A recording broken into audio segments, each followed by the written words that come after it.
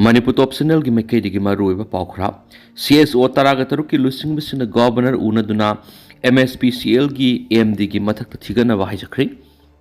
Manipur State Power Company Limited MSPCL gi Managing Director NG Subhash Chandra Singha gi mathakta corruption ga mari leinana siriba maral singasi kumna investigation tawbi haina Civil Society Organization taraga taruki apun mati mamana Manipur gi Governor Ajay Kumar Bala unaduna takshin krihari apun ba organization asina Manipur gi Governor da ayib sirol oina joint memorandum ama pishinkri joint memorandum aduda Manipur gi amata ngairaba power company asigi managing director na senja thumja mai lana season masum sel thum ningthina season adabagi report sing yauri memorandum aduda mamang thagi kunga mapan lamdam asida phongwa pausi mana MSPCL gi AMD na company asida lady staff saniga kundagi makhoibu promotion ka hanana ba tolop hengat pigi haiduna staff amamamdagi lupa lisin kunthra digi lupa lakh ani rom lau khibagi pau phong khiba lekre masigi mathakta ikoi kuidana company asida yamna ngakpa mawong da employees aniga mart furam ikhang khauduna promotion pi khiba su lekre aduga promotion ka bi yarab company asida thabak toribi employees singdi hauju phawba AMD na namsinduna thamli haina maral siri yamna ngaklibadi ikoi kuidana watchman kam cleaning assistant sing amadi computer operator puna employee saniga nifuga mangagi tolop hengana pidi wasina takpadi AMD asina company sigi financial power sing lana seasonary haina takpani haina memorandum asita pali makasa tarak poina kangla pawgi editorial map da thamjadi wari sanabada yanaba purakpa ngamdrabadi kari tawgadoribagi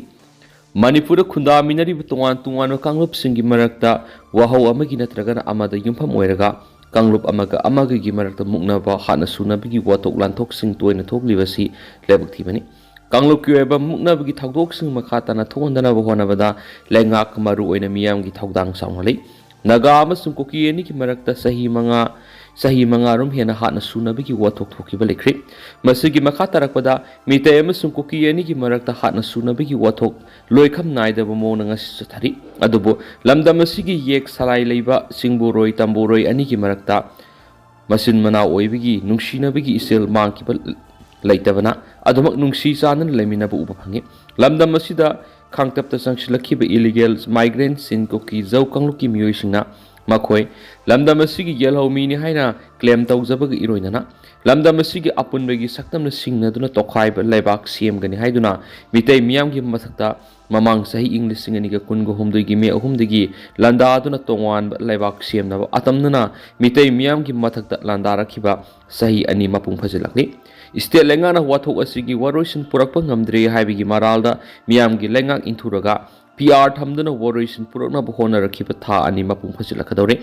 Central Government wathoki waroisin purakna muknariba nakalani gi miyoi sing yauna wari sanabigi thorang lokholakbagi manungsana ngarang saisat mangada kanglup ani gi miyut singa wari sanaba okre adubu Kuki gi maikai digi wari sanaba hogdringa gi mangjongna makhoi gi demand separate administration yauna center gi lusing basing thamkiba gri roinana makhoi gi demand phangdriba phawba khongpam handokloi haibaga haibigi phirep atudigi hongdoktrabadi wari sanabigi apaba phal phangani thajadi nakala maromda apunbegi saktam kaibi yaroi haibigi phireptagi khongpam handokloi haiba yellow misingi phirep leibana waroisin purapa ngamgani thajadi logi wangwada ngamkhai lana changlakhiba lament tuenwa singna leiba sigi nongpok sidai gi aroiba lamkhaida leiriba Manipur gi apunba saktam thugaina ba landa rakhiba singi mathakta lokhat phamtok thabak sing central government lokhatpegi bahutta wari sanaraga waroisin purakani haibigi wakhalonasi laisil ten kapa yonglei merei naibigi thawongni lawi Manipur apipu state ama oirabasu sahi sakaya maning tamba lebak oirakhibani lamdam asigi miyamna apunbegi saktamda singnarak pasingi mayokta leptuna apunbegi saktam ngakna hingjana ba hona waibasi masana tabu waphamni India government Manipur bu 1949 da namlaw loksin bikraba matung atonbigi masagum miraibigi thongsa tharakibadagi miramdagi sanglakhiba horakpam khangdaba lamen tuhen basingna yelhawmi miyamgi mathakta landa aduna singnaba ngamlakhibani lawi lamen tuhen basingna laiba sigi mathakta landa aduna Manipur gi apunma saktam thugaina ba honariba sigi mayokta karigumba India government gi maikaidigi matam sana warak lamba tarabadi kudakta waroisin propa ngamlangani India ki lusingbusingi mafamda landarakhibasinga sagonaduna satpa amadi Manipur yelomishingbu laiba asigi first class citizen oina lobigi muhut loimi oina ubudagi lamen tuyenbasingna madugi khudongchaba lawduna singnaba ngamlakhibani haibada hemamba tukloi Union Home Minister na lamen tuyenbasingna taliba separate administration ki demand yaba ngamloi hairaga karigidamak matau karamna wari sanabagi thorang lawkhatlibano haibasigi lebak Tuguaina Landarakli Bessingi Oinadi, Makogi demand Pangdriba Power, Kompam Handoloi Havigi, Pirep Laina, Wari Sanabigi, Kongtang Lokat Liba City, Mapan Tungueva, Sakluanamada, Manung Len Bamadi, Young Talian Satanaba Taurang Nelawi, Lebaki upon Masaktam Tuguaina Landaraki Bessinga Wari Sanabada Makogi Aningba Apamba Muonda, Warriors in Purakani Hypatarabadi, Kaidongada, Warriors in Purakangam Lohabakangla Power editorial Mamda Tamzari. Atoba pom state asidagi mangkhre khaluraba sero kaubo saji makhalasi forest official singna tamai subdivision nauna thena khri yam nangak pa thawdu ma state asidagi mangkhre khaluraba saji makhal sero tamenglong district ki tamai subdivision gi manungsan ba jungle gi mafam singna ikui kuidana forest department gi official singna uba phangkhre hari mangsilaglaba sero haiba saji makhalasi atangma saji singi marakta amani masi matam kuinadagi Makoigi Lepam Singda Mio Purna Low Ushan Bamadi Sa Sing a Super Padon Sinza when a season a kiba Sinamara Moraga Uwa Pangdana Saikia Lakibani Adobo Honglak Liba Akoi Pipam Kananabagi Kongtangaluina Singi Miam Amadi Environmentalist Singna Uraki Sa Usik Sing Yokanaba Amadi Kanabigi Kongjang Sanction Basi Kan Kalakbagi Matungina Hana Leramba Mangre Kaluraba Sa Uchek Sing Tapna State Sida Uba Pangle Aina State Ki Forest and Wildlife Department Ki Official Amana Fondorakli Amarondana Kuki Gi Hounabi Naha Singbulana Lamzing Bani Authority El Paijangamasum El Tangnom Kulgi Sip na Tadorakliba factual status of Tuisin area Haidiba Sirola Dukuki Singi Hounabi Semjin Sajin the Wapam Kiamiam the Tamlaga Na Sungbulana Lamjim Nabagi Mayik Singlabu Kudam Mamani Haina Konsa Kul Palace Authority no Fondorakli Joro Sinhai Say another lady Bukulanias Manipur government ki Gazette Yauduna SDO Saitu Gampaizol English Singama Sampanga Dragon upon the official Oina Demarket Toronki Haina claim Tori Makogi Wapama Simak Masamangna Kaksaba Madi Tuition area gi Ipaipu Singna Tambiramba Madi historic Weber claim Singnagi Tayona but Taktanatana administrative manipulation Amadi media the Aran Wapum Kas Handona but Ningtina Sem Saduna history Bunona Itona Bakongta Mani Konsa Kulpeleski territorial boundary Manunda Golpi Tuitin Kobama Mataliti Amasum Tangno Mamasum Paijang Kul Asidi, Lairon Kul Apik Pasaruk Amu Oina, Laiduna, Konsakul Pelesta, Rampon, Land Tax Pidun English Singama Samapanga Kundagi Lerakibani, El Tangnong Kulgi Sipni Haizaba, Houghton Mang,